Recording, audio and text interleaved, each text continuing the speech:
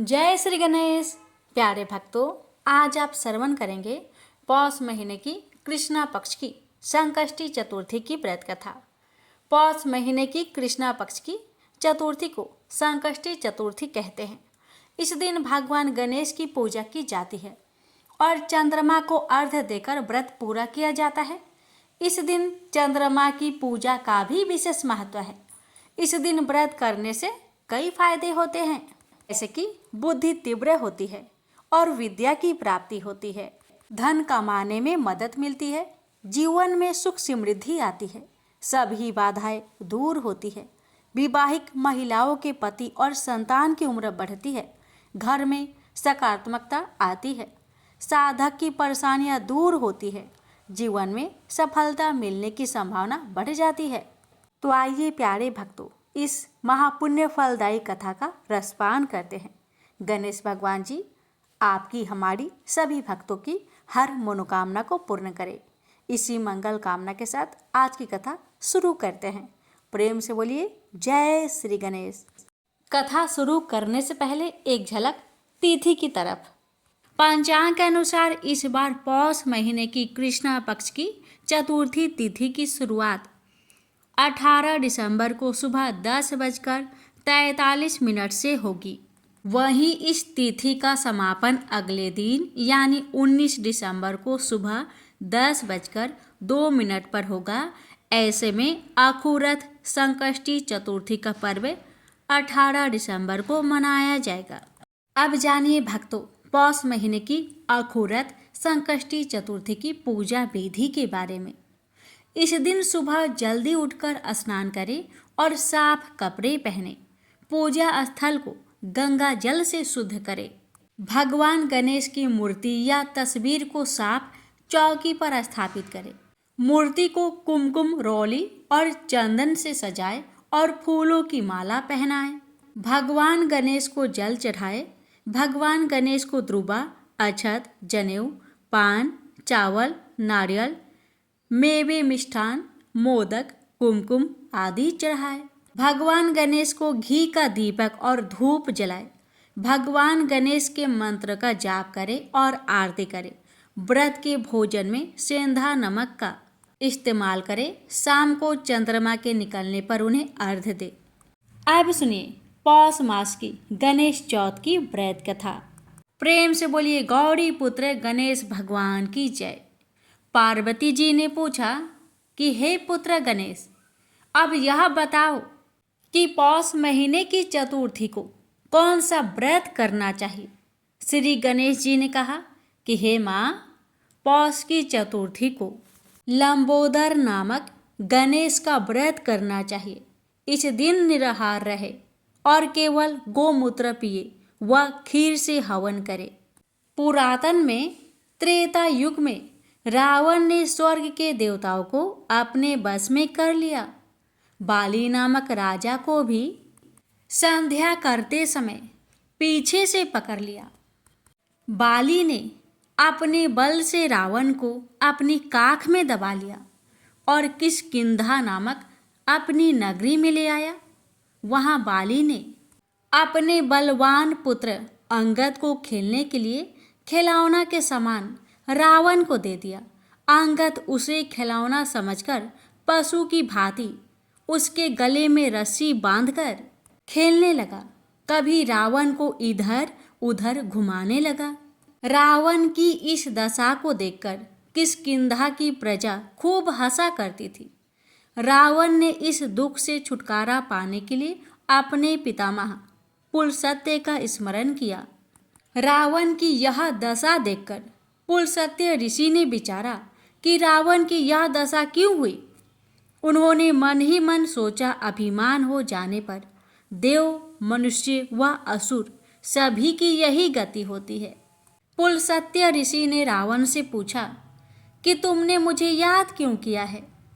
रावण बोला, पितामह, मैं बहुत दुखी हूँ। ये नगरवासी मुझे धिक्कारते हैं और अब आप ही मेरी रक्षा करें। रावण की बात सुनकर पुलस्त्य जी बोले, रावण, तुम डरो नहीं, तुम इस बंधन से जल्द ही मुक्त हो जाओगे। तुम विघ्न विनाशक श्री गणेश जी का व्रत करो। पूर्व काल में वृत्रासुर की हत्या से छुटकारा पाने के लिए इंद्रदेव ने भी इस व्रत को किया था। इसलिए तुम भी विघ्न विनाशक श्री गणेश जी की इस व्रत को अवश्य करो। तब पिता की आज्ञा अनुसार रावण ने भक्ति पूर्वक इस व्रत को किया और बंधन रहित हो अपने राज्य को पुनः प्राप्त किया। मान्यता अनुसार जो भी श्री गणेश भक्त पौष मास की संकष्टी चतुर्थी पर इस व्रत को श्रद्धा पूर्वक करते हैं, उन्हें सफलता अवश्य ही प्राप्त होती है। प्रेम से बोलिए गणेश भगवान की जय। पौराणिक एवं प्रचलित श्री गणेश कथा के अनुसार एक बार देवता कई विपदाओं में घिरे थे। तब वह मदद मांगने भगवान शिव के पास आए। उस समय शिव के साथ कार्तिकेय तथा गणेश जी भी बैठे थे। देवताओं की बात सुनकर शिव जी ने कार्तिकेय व गणेश जी से पूछा कि तुम में से कौन देवताओं की कष्ट का निवारण कर सकता है। तब कार्तिकेय व गणेश जी दोनों ने ही स्वयं को इस कार्य के लिए सक्षम बताया। इस पर भगवान शिव ने दोनों की परीक्षा लेते हुए कहा कि तुम दोनों में से जो सबसे पहले पृथ्वी की परिक्रमा करके आएगा वही देवताओं की मदद करने जाएगा। भगवान शिव के मुख से यह वचन सुनते ही कार्तिकेय अपने वाहन मोर पर बैठकर पृथ्वी की परिक्रमा के लिए निकल गए, परंतु गणेश जी सोच में पड़ गए कि वह चूहे के ऊपर चढ़कर सारी पृथ्वी की परिक्रमा करेंगे तो इस कार्य में उन्हें बहुत समय लग जाएगा। तभी उन्हें एक उपाय सूझा। गणेश अपने स्थान से उठे और अपने माता पिता की 7 बार परिक्रमा करके वापस बैठ गए। परिक्रमा करके लौटने पर कार्तिकेय स्वयं को विजेता बताने लगे। तब शिव जी ने श्री गणेश से पृथ्वी की परिक्रमा न करने का कारण पूछा। तब गणेश ने कहा, माता पिता के चरणों में ही समस्त लोक है। यह सुनकर भगवान शिव ने गणेश जी को देवताओं के संकट दूर करने की आज्ञा दी। इस प्रकार भगवान शिव ने गणेश जी को आशीर्वाद दिया कि चतुर्थी के दिन जो तुम्हारा पूजन करेगा और रात्रि में चंद्रमा को अर्घ्य देगा, उसके तीनों ताप यानी दैहिक ताप, दैविक ताप तथा भौतिक ताप दूर होंगे। इस व्रत को करने से व्रतधारी के सभी तरह के दुख दूर होंगे और उसे जीवन के भौतिक सुखों की प्राप्ति होगी। चारों तरफ से मनुष्य की सुख समृद्धि बढ़ेगी, पुत्र पौत्र आदि धन ऐश्वर्य की कमी नहीं रहेगी। प्रेम से बोलिए गणेश महाराज की जय। हर हर महादेव, माता पार्वती की जय, कार्तिकेय जी की जय। एक समय की बात है, राजा हरिश्चंद्र के राज्य में एक कुम्हार था। वह मिट्टी के बर्तन बनाता, लेकिन वे कच्चे रह जाते थे। एक पुजारी की सलाह पर उसने इस समस्या को दूर करने के लिए एक छोटे बालक को मिट्टी के बर्तनों के साथ आवा में डाल दिया। उस दिन संकष्टी चतुर्थी का दिन था। उस बच्चे की माँ अपने बेटे के लिए परेशान थी। उसने गणेश जी से बेटे की कुशलता की प्रार्थना की। दूसरे दिन जब कुम्हार ने सुबह उठकर देखा तो आवा में उसके बर्तन तो पक गए थे, लेकिन उसके बच्चे का बाल बाका भी नहीं हुआ था। वह डर गया और राजा के दरबार में जाकर सारी घटना बताई। इसके बाद राजा ने उस बच्चे और उसकी माँ को बुलवाया तो माँ ने सभी तरह के विघ्नों को दूर करने वाली संकष्टी चतुर्थी का वर्णन किया। इस घटना के बाद से महिलाएं संतान और परिवार के सौभाग्य के लिए संकट चौथ का व्रत करने लगी। प्रेम से बोलिए गणेश महाराज की जय। एक बार भगवान शिव तथा माता पार्वती नर्मदा नदी के किनारे बैठे थे। वहाँ माता पार्वती ने भगवान शिव से समय व्यतीत करने के लिए चौपर खेलने को कहा। शिव चौपर खेलने के लिए तैयार हो गए, परंतु इस खेल में हार जीत का फैसला कौन करेगा, यह प्रश्न उनके समक्ष उठा तो भगवान शिव ने कुछ तिनके एकत्रित कर उसका एक पुतला बनाकर उसकी प्राण प्रतिष्ठा कर दी और पुतले से कहा, बेटा हम चौपर खेलना चाहते हैं, परंतु हमारी हार जीत का फैसला करने वाला कोई नहीं है, इसलिए तुम बताना कि हम दोनों में से कौन हारा और कौन जीता। उसके बाद भगवान शिव और माता पार्वती का चौपर खेल शुरू हो गया। यह खेल 3 बार खेला गया और संयोग से 3 बार माता पार्वती ही जीत गई। खेल समाप्त होने के बाद बालक से हार जीत का फैसला करने के लिए कहा गया, तो उस बालक ने महादेव को विजयी बताया। यह सुनकर माता पार्वती क्रोधित हो गई और क्रोध में उन्होंने बालक को लंगड़ा होने, कीचड़ में पड़े रहने का श्राप दे दिया। बालक ने माता पार्वती से माफी मांगी और कहा कि यह मुझसे अज्ञानतावश ऐसा हुआ है, मैंने किसी देश भाव से ऐसा नहीं किया। बालक द्वारा क्षमा मांगने पर माता ने कहा, यहाँ गणेश पूजन के लिए नाग कन्याएं आएगी, उनके कहे अनुसार तुम गणेश व्रत करो, ऐसा करने से तुम मुझे प्राप्त करोगे। यह कहकर माता पार्वती शिव के साथ कैलाश पर्वत पर चली गई। 1 वर्ष के बाद उस स्थान पर नाग कन्या आई। तब नाग कन्याओं से श्री गणेश के व्रत की विधि मालूम करने पर उस बालक ने 21 दिन लगातार गणेश जी का व्रत किया। उसकी श्रद्धा से गणेश जी प्रसन्न हुए। उन्होंने बालक को मनोवांछित फल मांगने के लिए कहा। उस पर उस बालक ने कहा, हे विनायक, मुझ में इतनी शक्ति दीजिए कि मैं अपने पैरों से चलकर अपने माता पिता के साथ कैलाश पर्वत पर पहुंच सकूं और वे यह देखकर प्रसन्न हो। तब बालक को वरदान देकर श्री गणेश अंतर ध्यान हो गए। इसके बाद वह बालक कैलाश पर्वत पहुंच गया और कैलाश पर्वत पहुंचने की अपनी कथा उसने भगवान शिव को सुनाई। चौपर वाले दिन से माता पार्वती शिव जी से विमुख हो गई थी। अतः देवी के रुष्ट होने पर भगवान शिव ने भी बालक के बताए अनुसार 21 दिनों तक श्री गणेश का व्रत किया। इस व्रत के प्रभाव से माता पार्वती के मन से भगवान शिव के लिए जो नाराजगी थी वह समाप्त हो गई। तब यह व्रत विधि भगवान शंकर ने माता पार्वती को बताई। यह सुनकर माता पार्वती के मन में भी अपने पुत्र कार्तिकेय से मिलने की इच्छा जागृत हुई। तब माता पार्वती ने भी 21 दिन तक श्री गणेश का व्रत किया तथा ध्रुवा फूल और लड्डुओं से गणेश का पूजन अर्चन किया।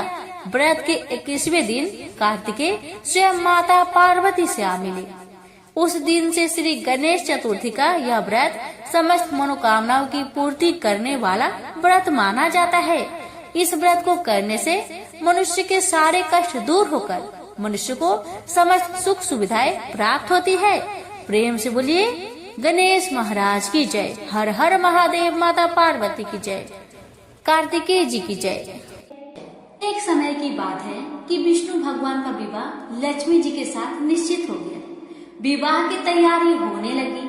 सभी देवताओं को निमंत्रण भेजे गए, परंतु गणेश जी को निमंत्रण नहीं दिया गया। कारण जो भी रहा हो, अब भगवान विष्णु की बारात जाने का समय आ गया। सभी देवता अपनी पत्नियों के साथ विवाह समारोह में आए। उन सब ने देखा कि गणेश जी कहीं दिखाई नहीं दे रहे हैं। तब वे आपस में चर्चा करने लगे कि क्या गणेश जी को नहीं न्योता गया है या स्वयं गणेश जी नहीं आए हैं। सभी को इस बात पर आश्चर्य होने लगा। तभी सबने विचार किया कि विष्णु भगवान से ही इसका कारण पूछा जाए। विष्णु भगवान से पूछने पर उन्होंने कहा कि हमने गणेश जी के पिता भोलेनाथ महादेव को न्योता भेजा है। यदि गणेश जी अपने पिता के साथ आना चाहते हैं तो आ जाए, अलग से न्योता देने की कोई आवश्यकता भी नहीं है। दूसरी बात यह है कि उनको 1.25 मन मूंग, 1.25 मन चावल, 1.25 मन घी और 1.25 मन लड्डू का भोजन दिन भर में चाहिए। यदि गणेश जी नहीं आएंगे तो कोई बात नहीं, दूसरे के घर जाकर इतना सारा खाना पीना अच्छा भी नहीं लगता। इतनी बार तक कर ही रहे थे कि किसी एक ने सुझाव दिया, यदि गणेश जी आ भी जाए तो उनको द्वार पर बनाकर बैठा देंगे कि आप घर का ध्यान रखना। आप तो चूहे पर बैठकर धीरे धीरे चलोगे तो बारात से बहुत पीछे रह जाओगे। यह सुझाव भी सबको पसंद आ गया, तो विष्णु भगवान ने भी अपनी सहमति दे दी। होना क्या था, इतने में ही गणेश जी वहां आ पहुंचे और उन्हें समझा बुझाकर घर की रखवाली करने बैठा दिया गया। बारात चल दी। तब नारद जी ने देखा कि गणेश जी तो दरवाजे पर ही बैठे हुए हैं, तो वे गणेश जी के पास गए और रुकने का कारण पूछा।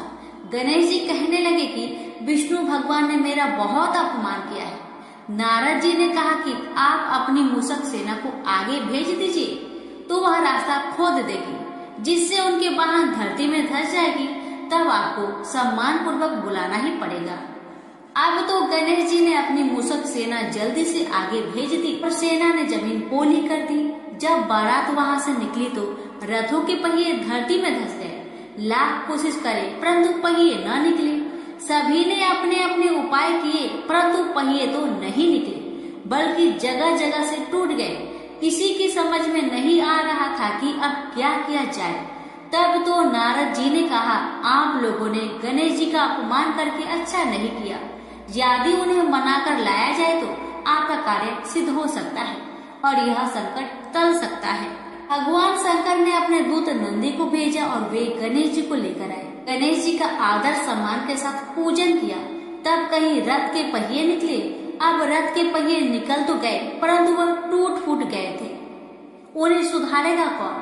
पास के खेत में खाती काम कर रहा था, उसे बुलाया गया। खाती अपना कार्य करने से पहले श्री गणेशाय नमः कहकर गणेश जी की वंदना मन ही मन करने लगा। देखते ही देखते खाती ने सभी पहियों को ठीक कर दिया। तब खाती कहने लगा कि देवताओं, आपने सर्वप्रथम गणेश जी को नहीं मनाया होगा और न ही उनका पूजन किया होगा, इसलिए तो आपके साथ यह संकट आया है। हम तो मूर्ख अज्ञानी हैं, फिर भी पहले गणेश जी को पूजते हैं, उनका ध्यान करते हैं। आप लोग तो देवतागण हैं, फिर भी आप गणेश जी को कैसे भूल गए?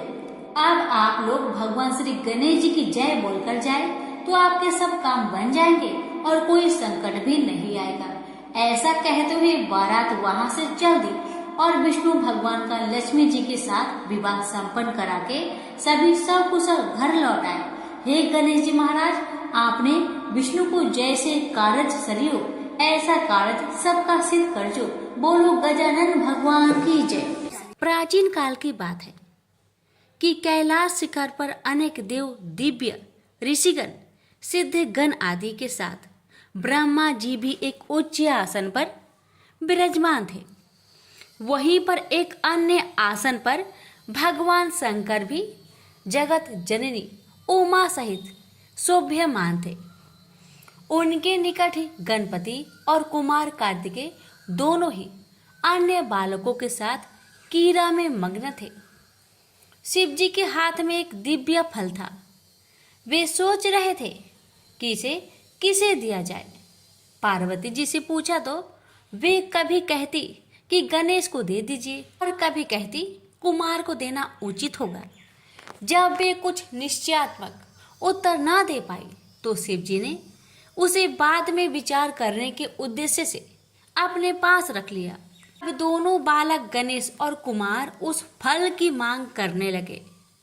जब उनका अधिक आग्रह बढ़ा तब शिव जी ने ब्रह्मा जी से पूछा, ब्राह्मण, यह अपूर्व फल देवर्षि नारद जी दे गए थे, इसे यह दोनों बालक मांग रहे हैं। फल एक ही है और आधा फल कोई लेना नहीं चाहता।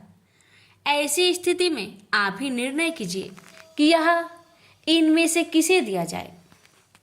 ब्रह्मा जी विचार कर बोले, यदि फल एक ही है तो नियम अनुसार किसी भी वस्तु पर छोटे बालक का अधिकार पहले होता है।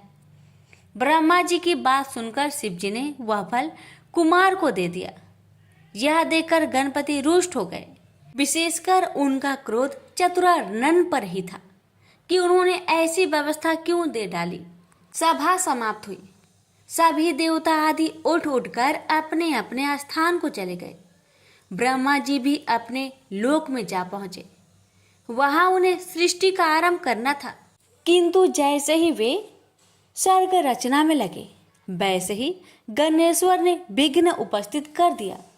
उस समय उन्होंने प्रकट होकर अपना अत्यंत उग्र रूप दिखाया। उनके उस रूप को देखकर ब्रह्मा जी डर के कारण कांपने लगे।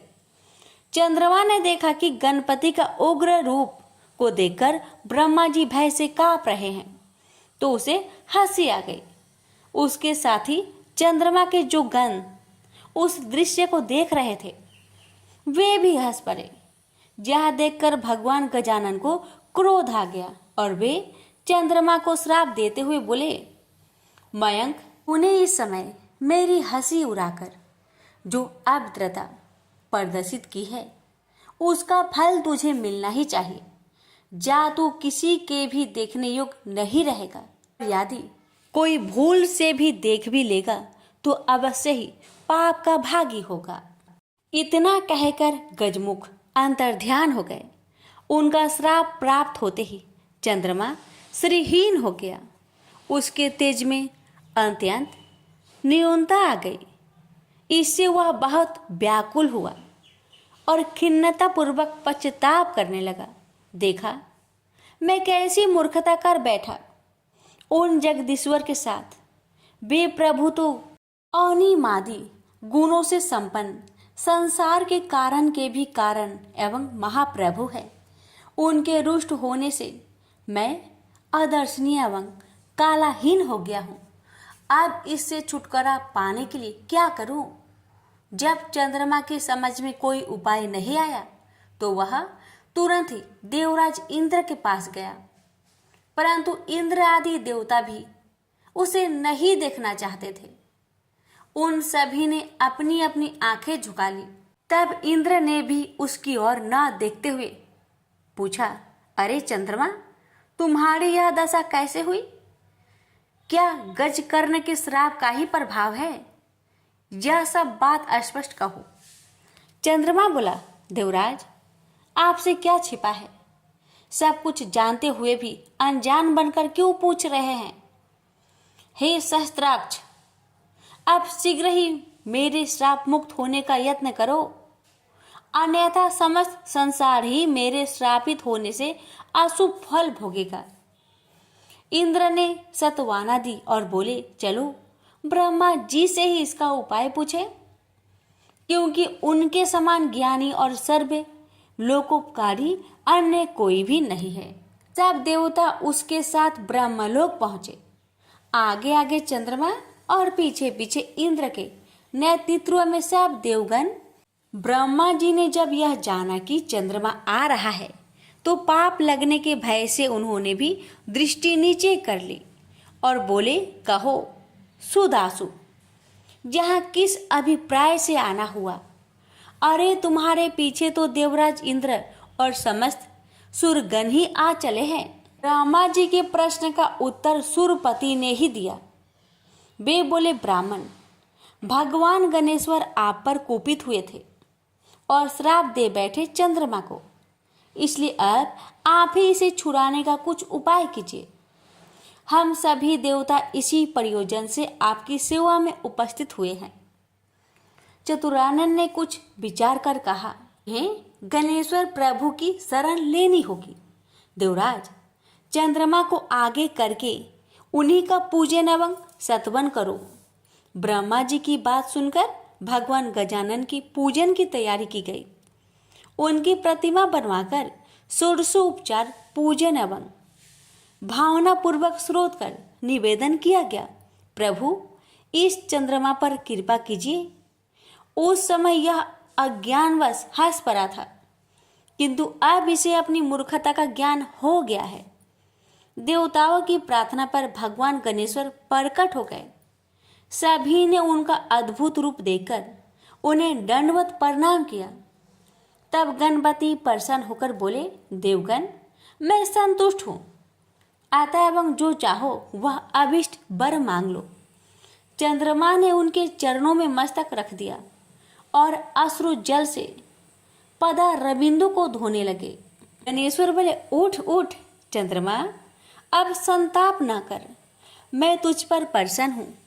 उसने कहा, प्रभु मुझे श्राप मुक्त कीजिए, मेरी कांति नष्ट हो गई है, उसे लौटा दीजिए। मैं अदर्शनीय से दर्शनीय हो जाऊं। नाथ, मेरी अपराध को क्षमा कर दीजिए। गज कर्ण बोले, अच्छा बोल, तुझे 1 वर्ष 6 मास अथवा 3 मास के लिए अदर्शनीय रहने दिया जाए, अथवा कुछ और चाहता है, शीघ्र ही स्पष्ट बता। चंद्रमा ने कहा, प्रभु मुझे बहुत दंड मिल गया है, आप तो क्षमा कर दीजिए। यह कहकर उसने पुनः दंडवत प्रणाम किया तथा सब देवताओं भी उनके चरणों में झुक गए। गणेश्वर ने मुस्कुराते हुए कहा, मैं अपने वचन को मिथ्या कैसे करूं? चाहे सूर्य और सेमरू अपना स्थान त्याग दे, समुद्र अपनी मर्यादा छोड़ दे, अथवा अग्नि शीतल हो जाए, किंतु मेरा वचन मिथ्या नहीं हो सकता। फिर भी मैं तुझे वर्ष में एक ही दिन के लिए श्रापित रखूंगा, इसमें कोई संदेह नहीं है। भगवान गणेश के इन कृपापूर्ण वचनों को सुनकर चंद्रमा बहुत प्रसन्न हुए तथा समस्त देवगण भी उनकी जय जयकार करने लगे। चंद्रमा ने पुनः निवेदन किया, प्रभु, भविष्य में मुझसे इस प्रकार की मूर्खता ना हो और मेरा चित्त आपके चरण कमलों में लगा रहे, ऐसा वर मुझे प्रदान करे।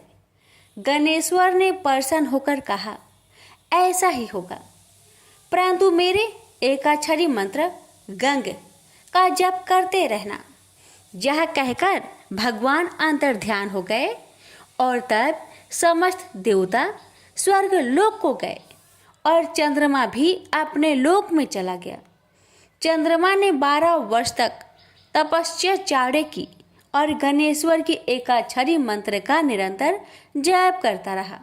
पवित्र नदी गंगा के तट पर भक्तिपूर्वक एकाग्र मन से उसका यह तप चलता रहा। तभी सहसा एक दिन वह परम प्रभु चंद्रमा के समक्ष प्रकट हो गए। इस समय उनकी रूप छटा देखकर निशापति अवाक रह गया। उसके चित्त में आश्चर्य मिश्रित भय व्याप्त हो गया, किंतु शीघ्र ही उसे निश्चय हो गया कि वह साक्षात आदिदेव भगवान गजानन ही है। तो वह हाथ जोड़कर प्रणाम करता हुआ उनकी स्तुति करने लगा। मैं उन 2 दांतों से युक्त परमेश्वर को नमस्कार करता हूँ, जो अपने भक्तों के सभी विघ्नों का हरण करते तथा सभी के धर्म, अर्थ और काम को प्रशस्त करते हैं। उन विघ्न विनाशक परमात्मा गजानन को नमस्कार है।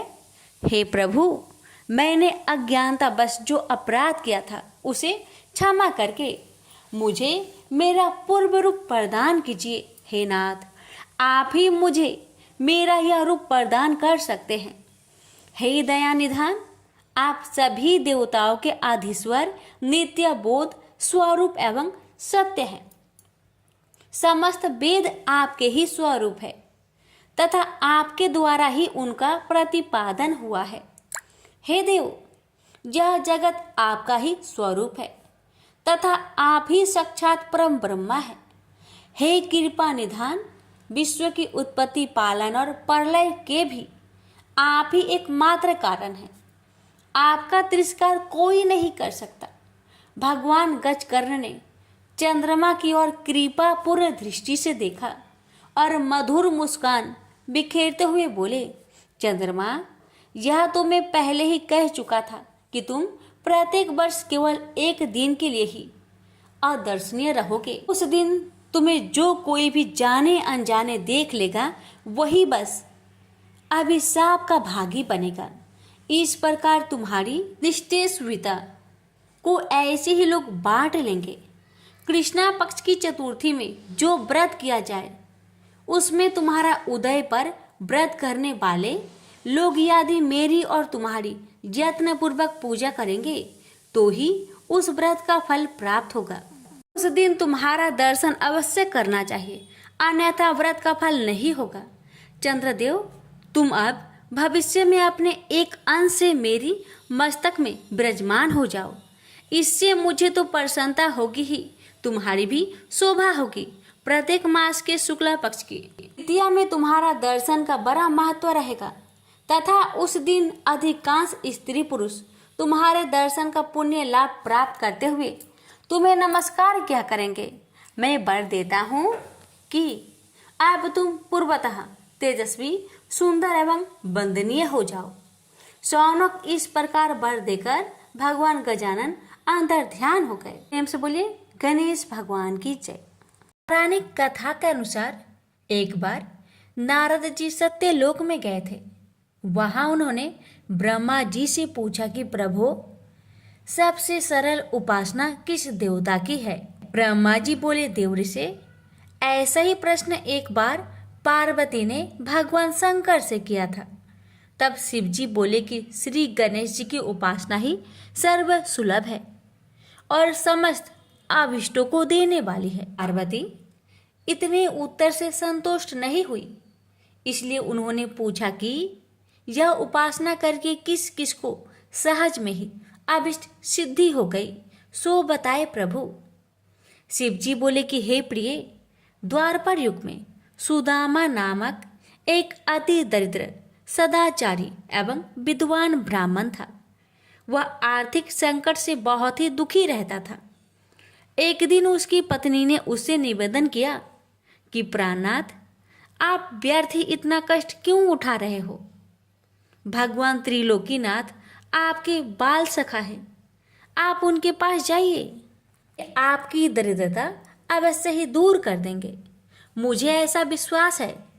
यद्यपि सुदामा अपने मित्र से कुछ मांगना नहीं चाहता था, तथापि उसे पत्नी की अत्यधिक आग्रह के कारण जाना ही पड़ा। पत्नी ने थोड़े से टंडूल मैले चिथड़े में बांधकर उपहार के स्वरूप में दे दिए। बेचारा सुदामा मार्ग पार करते हुए किसी प्रकार द्वारिकापुरी पहुंचा, किंतु राजभवन के द्वारपालों ने उसे भीतर नहीं जाने दिया। सुदामा ने अपनी मित्रता की बात बताई तो वह हंसने लगे, किंतु बहुत आग्रह करने पर उन्हें दया आ गई।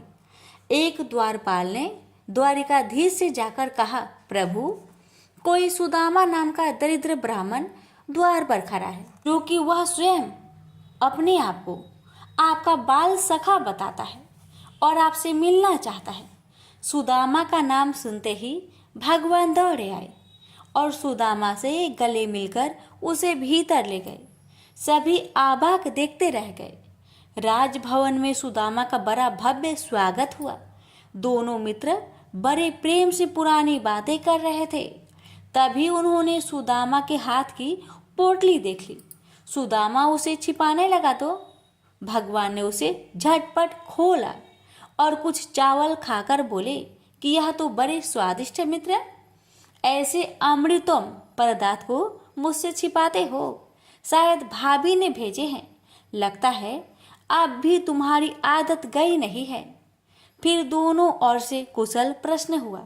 सुदामा ने सर्व कुशल बताते हुए अपनी दरिद्रता की बात कही, जिसे सुनकर श्री कृष्ण ने पूछा कि मित्र, तुम गणेश्वर की पूजा करते हो क्या? यदि उन प्रभु को प्रसन्न कर लो तो सभी कामनाएं पूर्ण हो जाएगी। सुदामा ने पूछा कि यह गणेश्वर कौन है, इनकी पूजा का विधान क्या है? तब भगवान बोले कि गणेश्वर उन परम ब्रह्मा परमात्मा का ही नाम है, जो अनादि अनंत सर्वस्वर एवं परम पूजनीय है। ब्रह्मा विष्णु और शिव भी उन्हीं के अनुशासन पर रहकर सृष्टि की रचना, पालन और लय करते हैं। वे ही प्रभु एकमात्र उपासनीय एवं सर्व कामदाता है। समस्त देवता, ऋषि मुनि एवं वेदज्ञ ब्राह्मण उन्हीं गणेश जी की उपासना में सदैव लगे रहते हैं। तुम भी उन्हीं का पूजन और व्रत करो। सुदामा ने पूछा कि गणेश जी का व्रत कब करना चाहिए, उनके ध्यान, पूजन, वृंदांत को कैसे किया जाता है, ये भी कहिए। कृष्ण बोले कि हे सखा, तुम इनका व्रत किसी भी मास की चतुर्थी में कर सकते हो, अथवा बैसाखी पूर्णिमा, कार्तिकी पूर्णिमा या अन्य किसी पुण्य अवसर पर करो। यदि मंगल, शुक्र या रविवार के दिन करो तो भी शुभ है। प्रातःकाल स्नान आदि से निवृत्त होकर व्रत का संकल्प लेना चाहिए। फिर तिल और आंवले के चूर्ण का उपटन लगाकर पुनः स्नान करें। एक स्नान प्रदोष काल में और भी कर ले तो अति उत्तम माना जाता है।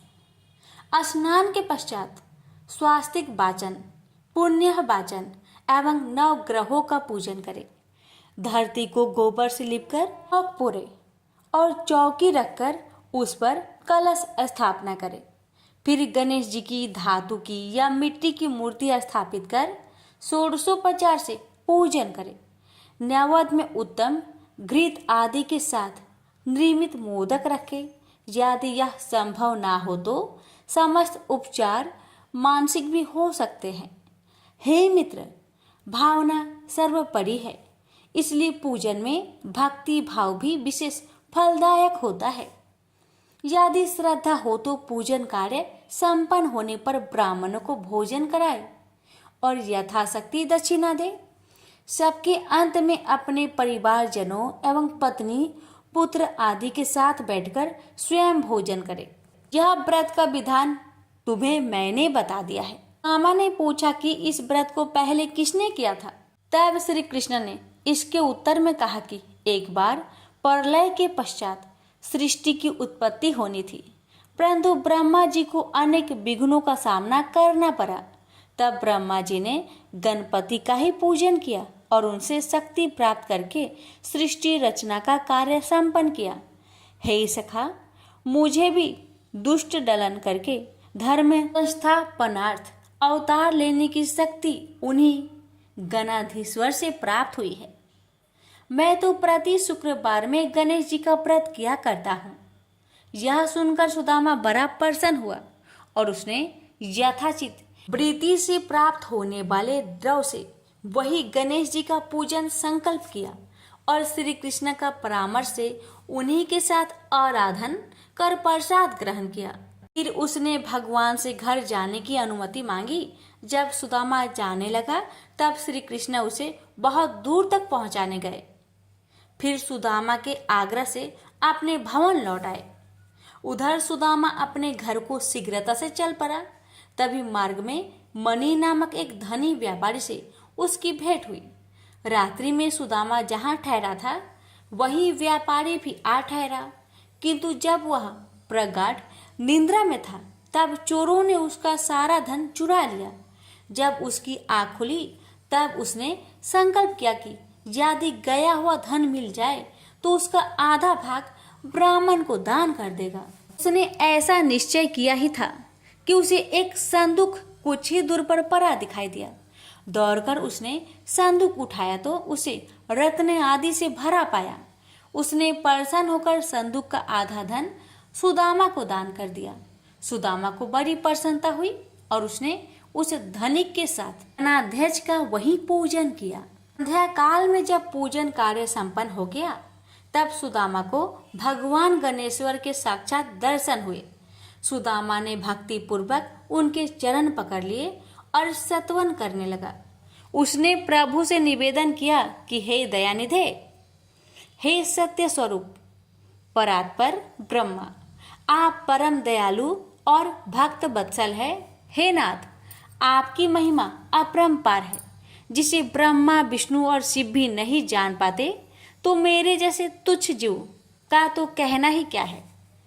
हे प्रभु, आप सर्वशक्तिमान की स्तुति के लिए सार्थक शब्दों का भी तो मुझे ज्ञान नहीं है। हे दीनबंधु, मुझ पर दया कीजिए। आपको बारंबार नमस्कार है, नमस्कार है।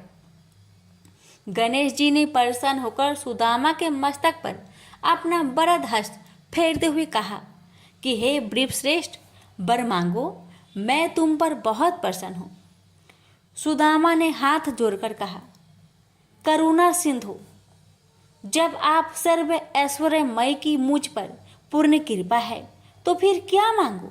हे नाथ, यदि आप प्रसन्न है तो मुझे अपनी अनन्य भक्ति प्रदान करे। बस यही मेरे लिए अत्यंत श्रेष्ठ वर होगा। गणेश्वर एवं मस्तु कहकर तर ध्यान हो गए। उस समय वह धनिक भी वहां उपस्थित था। उसने सुदामा से गणेश जी के पूजन और महात्म्य संबंधी कुछ बातें पूछी और फिर उसने स्वयं भी श्री गजानन का व्रत करने का संकल्प किया। सुदामा पर भगवान गणाध्यक्ष की बड़ी महती कृपा हुई। मामा वहां से चलकर अपने घर पहुंचा तो यह देखकर अत्यंत विस्मय करने लगा, वहां कहीं भी उसकी पर्ण कोटि नहीं है। वरण एवं वैभवशाली भवन खड़ा है जो वहां कभी नहीं था। सुदामा सोचने लगा कि यह क्या हुआ, क्या किसी ने मेरी कुटी तुड़वाकर अपना महल बनवा लिया है, और यदि ऐसा है तो मेरी पत्नी कहाँ गई। सुदामा इस प्रकार चिंता में पड़ा था। तभी उसकी पत्नी ने भवन के भीतर से उसे देख लिया और सेवकों को उसे बुला लाने की आज्ञा दी। जब सुदामा भीतर गया तो उसकी पत्नी ने कहा कि हे नाथ, रात में मैं अपनी पूर्ण कोटि में सोई हुई थी और प्रातः आँख खोलने पर अपने को इस राजसी भवन में पाया। मुझे आश्चर्य है कि यह सब क्या हो गया। इतने दास दासी भी न जाने कहाँ से आ गए हैं। तब सुदामा ने भगवान गणेश जी के प्रसन्न होने का समस्त वृत्तांत अधोपांत सुना दिया।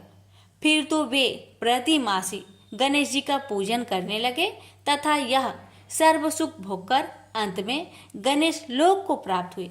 प्रेम से बोलिए गजानंद भगवान की जय। गणेश जी की आरती। जय गणेश जय गणेश जय गणेश देवा, माता जाकी पार्वती पिता महादेवा। एक दंत दयावंत चार भुजाधारी, माथे सिंदूर सोहे मूस की सवारी। जय गणेश जय गणेश जय गणेश देवा, माता जाकी पार्वती पिता महादेवा। पान चढ़े फल चढ़े और चढ़े मेवा, लड्डुअन का भोग लगे संत करे सेवा। जय गणेश जय गणेश जय गणेश देवा, माता जाकी पार्वती पिता महादेवा। अंधन को आँख देते कोढ़िन को काया, बाझन को पुत्र देते निर्धन को माया। जय गणेश जय गणेश जय गणेश देवा, माता जाकी पार्वती पिता महादेवा। सूर्य श्याम शरण आए सफल कीजिए सेवा, माता जाकी पार्वती पिता महादेवा। जय गणेश जय गणेश जय गणेश देवा, माता जाकी पार्वती पिता महादेवा। दीनन की लाज रखो शंभु सुतेकारी, कामना को पूर्ण करो जाओ भलिहारी। जय गणेश जय गणेश जय गणेश देवा, माता जाकी पार्वती पिता महादेवा। प्रेम से बोलिए गणेश भगवान की जय। हे भगवान, हे चौथ माता, अपने सभी भक्तों की सभी मनोकामना को पूर्ण करना, सभी कष्टों को दूर करना, और हम जो आपकी कथा सुना रहे हैं हम पर भी अपनी कृपा सदा बनाए रखना। प्रेम से बोलिए चौथ मैया की जय, गणेश भगवान की जय।